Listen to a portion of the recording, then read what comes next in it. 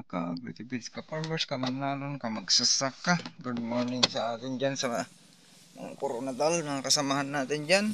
Shout out kila sa Renante, Sir Vince. Okay, hintayin nyo kami dyan. Silipin natin ito saglit. Itong kuan natin dito na demo natin na 1.6 hectare.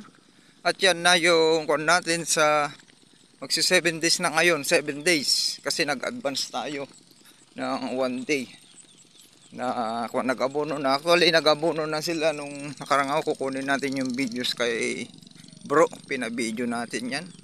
Sa 1 week itong kuan natin ay talagang bumubulas na yan. Pansin nyo dito si pinakalikod yan, pinaka-plan natin, buhay na yan. Ayan, okay. At mayroon tayong triple 2 dito, nandun sa dulo. Ayan, ito yung long pin 2096 natin. Pansin nyo, nakakita nyo, kadalasan yung iba may transplant shock. Ngayon nagre-recover pa lang yung kanila or hanggang 10 days kung nasaktang yung kanilang palay. Sa atin ay okay na, pansin nyo, buhay na.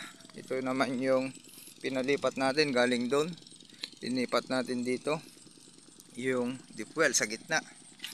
Ayan, pansin nyo, nakita nyo dyan may nakapag-abono na tayo. Yung abono natin ay namixan yan ng hypercompose. Yung kuwan natin, Leonardite, yun yung produkto natin na hypercompose. Bali ang namix dito ay bali 2 kilos yung pinamix natin dito sa 16,000 square meter. Ayan, oh. Tignan nyo, buhay na, pansin nyo, napakaganda na. Gusto nyo umikot doon? Tara, tignan natin dito sa gitna. Oop. Ayan, para makita nyo. At mamaya may lakad tayo, puntahan natin si Sir Ernesto Martin. Ayan, nandyan na yung binalik na. At marami tayo i-deliver rin natin mga kagritibits, yung mga order nyong Yieldmore Natural All-Purpose Foliar Fertilizer.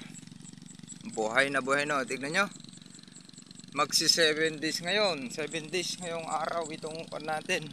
Okay, ang ginawa natin dito mga ka-agritibits, yan, kitang kita nyo ang ebidensya sa punlaan. Ulitin ko para ma-review ninyo. Sa punlaan, mayroon tayong protocol, ang Agrisave International Corporation.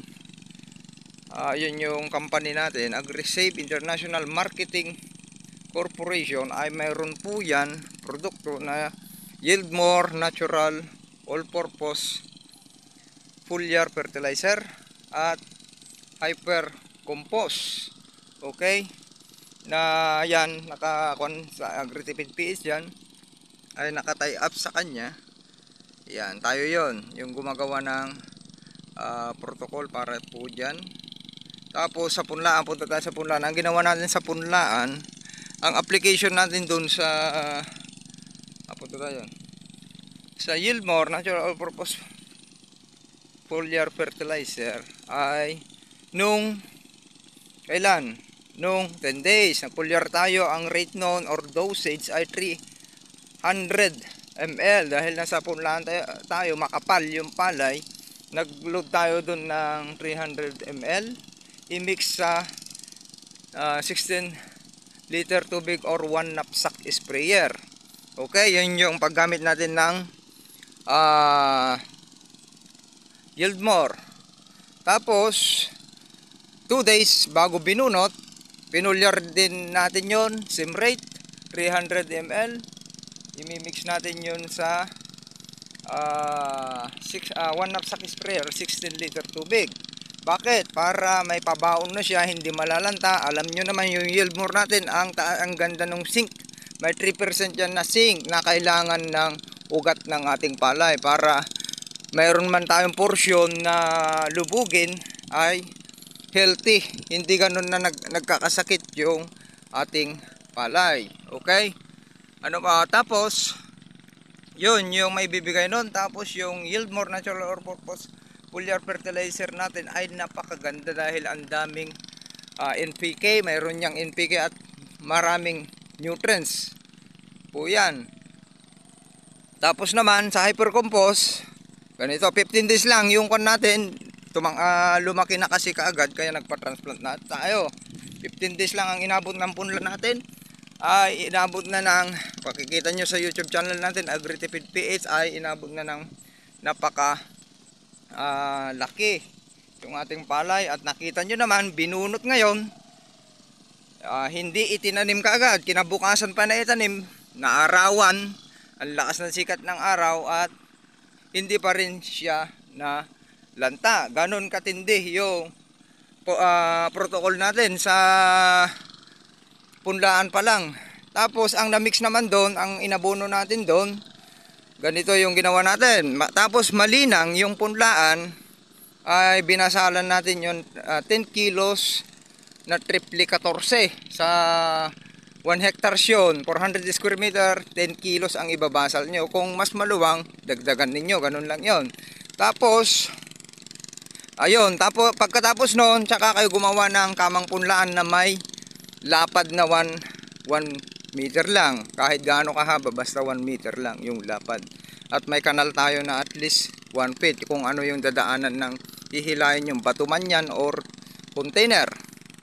Ngayon, sa ika 7 days, kasi malaki na yung palay, dun nyo na aabunuhan ng 2100. Sulfate lang, huwag kayong mag-abuno ng urea dahil lalaki yung katawan ng palay. Yung mga mananani, mahihirapan silang pidisin, sabi sila ko na, or pipidisin nila, yun yung nangyayari dun, 1:2 lang yung maitatanim. Unlike pag hindi natin pinalaki yan, healthy, sulfate lang yung ating ginamit, ay manipis yung puno nyan at matigas, hindi nababaluktot or napuputol.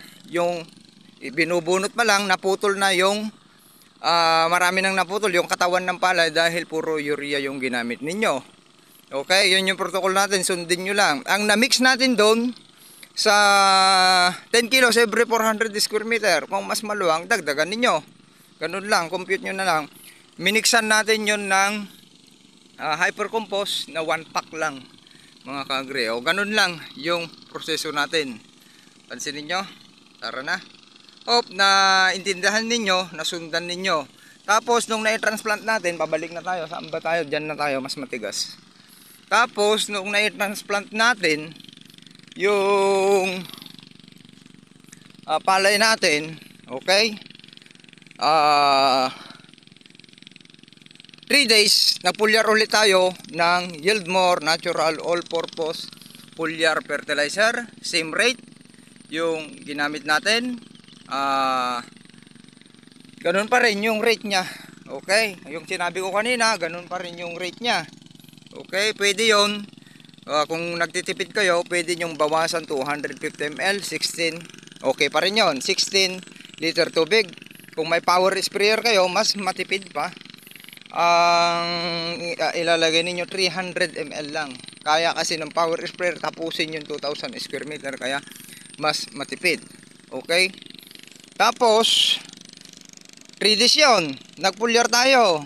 Ngayon, nung hindi tayo umabot ng 7 days, magsi 7 days ngayon, tignan nyo yung palay natin, kapal na. Nung pinulyar natin ng 3 days, para hindi, diretso pa rin, hindi na malalanta yun. Mayroon tayong, dahil ng pangkuhol tayo noon, ginagamot na natin yung lupa. Yung microorganism, bubuhayin ulit natin yung nilason ng pamatay kuhol. Dahil hindi natin maiwasan yung kuhol, sa dami ng kuhol, lalo sa lowland. Okay? Yun yung ginagawa natin kadalasan. Kaya, ang gagawin ngayon ng Yieldmore Natural All-Purpose Fertilizer, bubuhayin niya yung lupa. Ganon din yung iminix natin nung nagbasal tayo 6 days kahapon, nakamix tayo ng hypercompost para nakakondisyon kaagad yung lupa natin. Alam nyo naman yung benepisyo ng hypercompost. Okay, siya ang hawak sa abonong ibinigay na para hindi sumingaw. Water holding capacity, kung matigas yung lupa ninyo, i-hold na yan lahat. CEC, okay, Cohesion Exchange Capacity, yung mga ions na yan. Okay, tapos yung pH nyo ay babalansihin. Yun yung trabaho ng produkto natin, produkto ng Agrisave International Marketing Corporation. O ganun na lang, sharing is caring. Para ay marami tayong lakad. Pansinin nyo katabi natin, punlaan, walang application ng Yieldmore, walang application ng Hypercompos. Iba yung protocol nila. Ayan, katabi natin. Pansinin nyo, nalanta. Unlike sa atin, dumiretso na. Kaya sabi ko nga sa inyo, sa 12 days, kung hindi nalanta yung palay nyo, magpapalabas na yan ng mga sowi. Ano ang benepisyo kung mapabulas natin? Mas maraming sowi. Unlike pag nalanta, ganito, 18 days yan or 20 days pa bago magpalabas ng sowi. Maiksi na yung panahon mula pagsusuwi, panahon ng pagsusuwi hanggang panicle initiation. Nasa 35 to 40 days yan. Maglalabas ng productive tellers ay konti na yung panahon. Unlike nung 12 days pa lang na nagpalabas na tayo ng sowi, ang haba.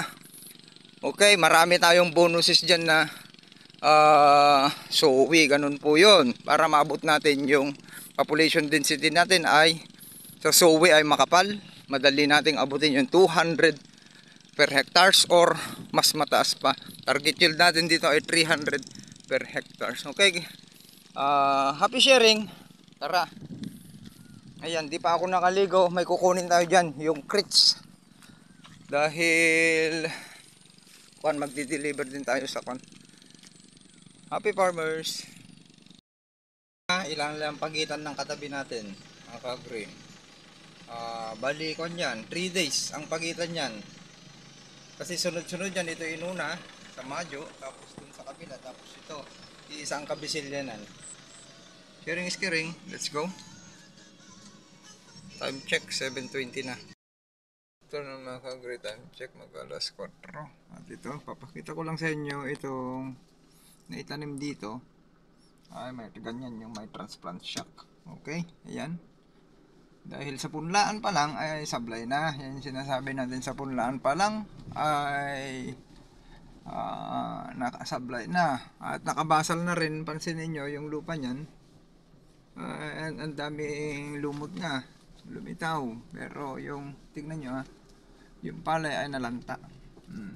Gantang gulay. Pag lumakad kayo dito papunta dun, hanggang dun sa Mayo, ito yung farm ni board member. Ito, may 30 hectares yan. Pagpunta nyo doon, ang makikita nyo lang na palay dyan ay ang hindi nalanta ay yung protocol natin na nagamitan ng Yieldmore Natural All-Purpose Foliar Fertilizer at yung Hypercompos sa punlaan at yung in-apply natin nung 3 days at saka tayo nag-amono nung nakaraang araw ng na-mix sa 5 kilos sulfate lang, 5 kilos o 3 kilos, tanong natin mamaya, para pagpakapitan ng